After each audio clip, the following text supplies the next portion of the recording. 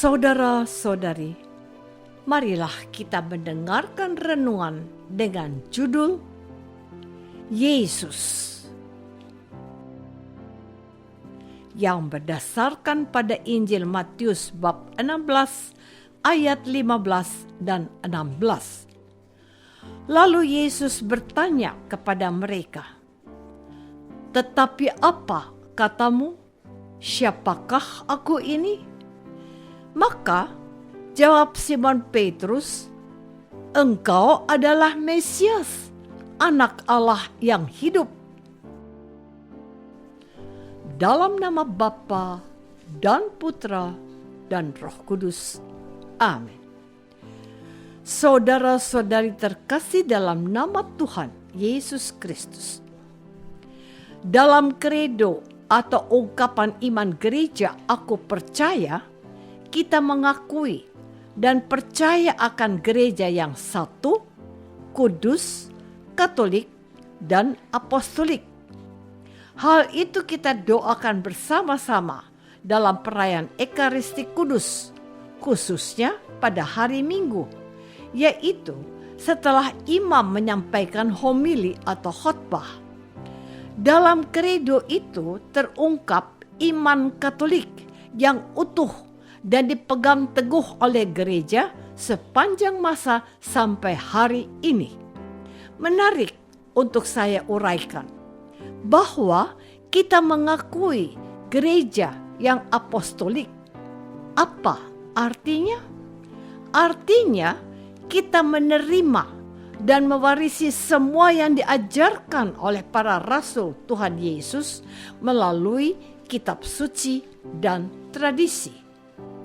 Warisan yang kita dengar pada hari ini adalah pengakuan iman Santo Petrus bahwa Yesus adalah Mesias dan Anak Allah yang hidup.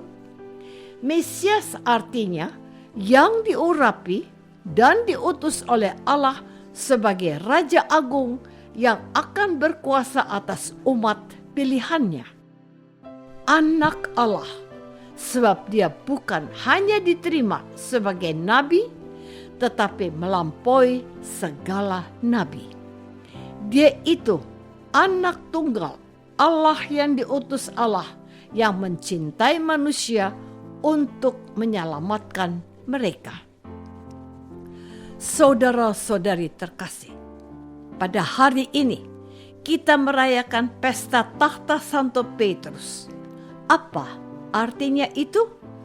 Dalam peringatan atau pesta yang kita rayakan bersama Gereja Kudus hari ini, kita mau menyatakan bahwa kita bersama dan bersatu dengan Petrus dan para penggantinya, yaitu para bapak suci atau paus, sebagai pengajar yang benar dan tidak dapat sesat.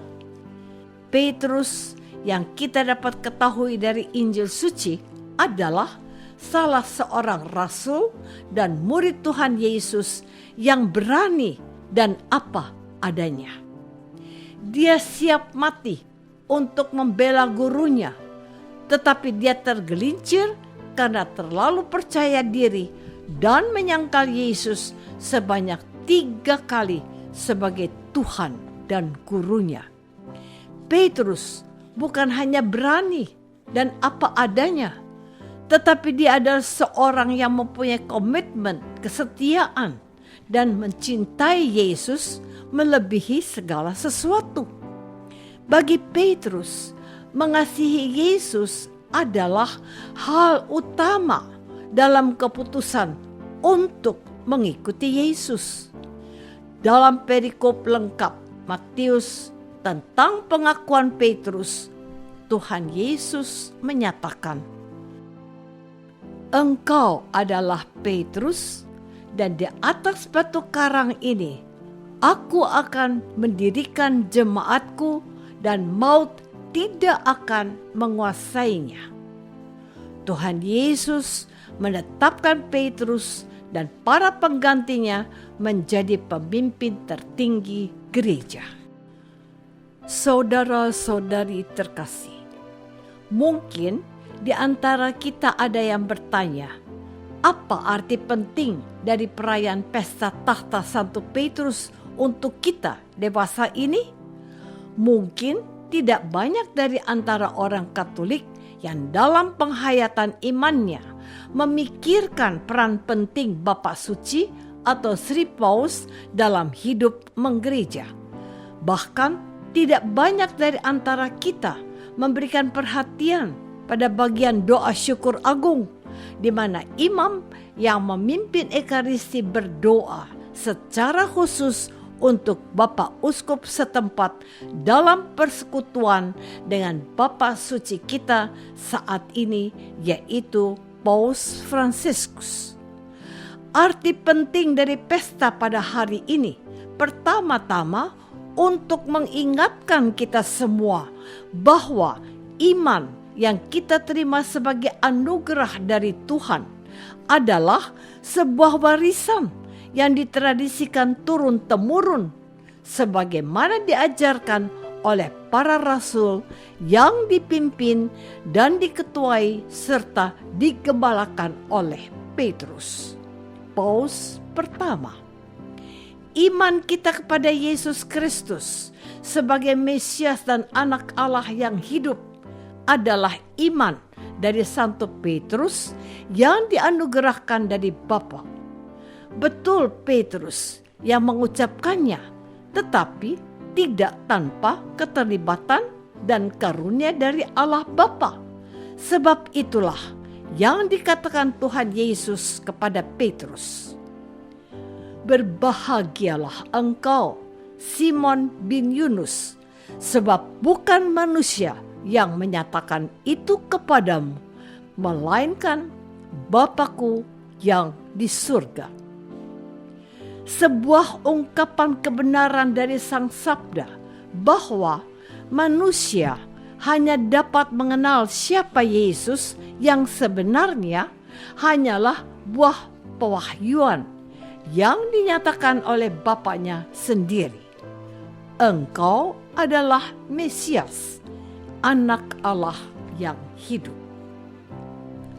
Saudara-saudari terkasih, pada hari ini, di tengah-tengah kita melakukan retret agung selama masa Prapaskah, kita juga merayakan pesta takhta Santo Petrus. Apa yang disiapkan oleh gereja dalam liturginya juga menunjukkan bentuk kebersamaan dan persekutuan dengan gereja yang satu, kudus, dan apostolik. Melalui liturgi masa Prapaskah, gereja juga menghendaki sebuah gerak langkah bersama untuk menghayati iman akan Yesus Kristus Allah yang menjadi manusia dan wafat di salib untuk menebus dosa-dosa kita. Iman yang sedang kita hayati di masa Prapaskah ini juga merupakan wujud ketaatan dan bentuk pengakuan akan kebenaran yang ditradisikan dalam menghayati iman kita. Sebab kepada Petrus Tuhan sudah menetapkan, "Kepadamu akan kuberikan kunci kerajaan surga. Apa yang kau ikat di dunia ini akan terikat di surga, dan apa yang kau lepaskan di dunia ini akan terlepas di surga." Marilah kita belajar taat dan setia untuk menghayati iman kekatolikan kita dengan sungguh-sungguh. Bersama dan dibimbing oleh gereja yang dipimpin Sri Paus, kita berbakti kepada Allah yang mengasihi kita dalam Yesus Kristus, Mesias, Anak Allah yang hidup. Apakah aku menyadari bahwa imanku adalah iman yang diajarkan oleh para rasul? Marilah kita berdoa. Bapa yang Maha Baik, hari ini kami diingatkan kembali akan persekutuan gereja dengan Sri Paus sebagai pemimpin tertinggi dan gembala pengganti Tuhan Yesus. Kuduskanlah dan pimpinlah Sri Paus demi Kristus, Tuhan dan pengantara kami. Amin. Semoga kita semua selalu dinaungi dan dibimbing oleh berkat Allah yang Maha Kuasa. Dalam nama Bapa dan Putra dan Roh Kudus. Amin.